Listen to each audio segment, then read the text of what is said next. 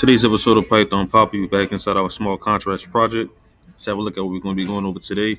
We're still inside our Web3Py favorites module.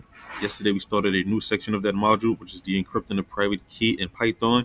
And the last thing we went over was actually setting up the prompt so we can actually get the prompt for the password to be entered when we run our contract. Today we're going to look at that and see what it looks like inside our actual contract. Now, of course, I tried to run it beforehand and I'll make a video while I was actually running, compiling it, but of course, it was a hiccup in it and it didn't compile while the video was running because, of course, there's too much information. I don't know why. Maybe I need to upgrade my equipment to get everything running smoothly again, but neither here nor there. So I did have to pre-compile it so I can show you exactly what it's looking like. So I didn't enter the password because I don't want to compile the entire contract. I just want to see or want you to see what it looks like when you get prompted for the password. So you can see here, I will enter your password so we can actually look inside our contract and see where that actually comes in at. So you can see after we go through everything, we're still bypassing the breakpoint. We don't want any breakpoints. We're still printing out our contracts or our favorite contract information. And then we compiling everything behind the scenes. And then when it's time to deploy the contract before we actually do, we get prompted for our actual password. You can see here, password equals get password dot get password with a parameter of the input we want, which is going to enter your password. You can see here, and that's what it was just displayed here in the terminal. Enter your password. So once I enter the password here, it'll actually let me get it. I can enter it and see.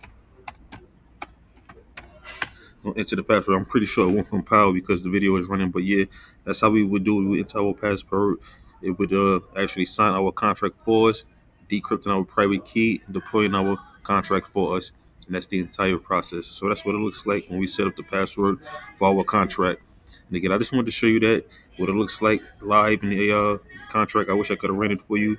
So up to this point, and I wish it would have run right now so you can see what happens after you enter our password. But yeah, you've seen what it looks like. You know what it looks like when it's finished.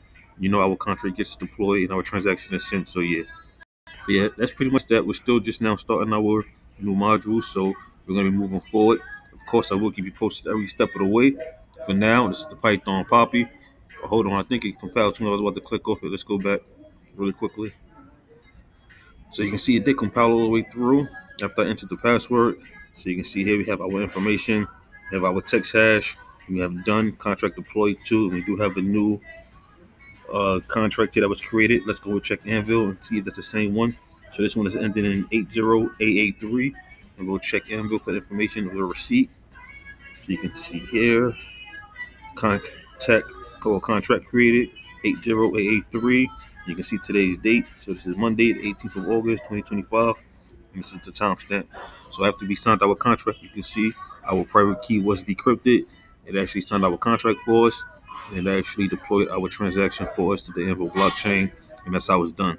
So like I was saying, that's still the beginning. So now you see what happens after we enter our password when we're prompted for it. Everything goes through smoothly, and we're able to move forward with deploying our contract. So tomorrow we're going to be moving forward. So stay tuned for that. But of course, I will keep you posted every step of the way. For now, it's the Python Papi. You guys stay Gucci.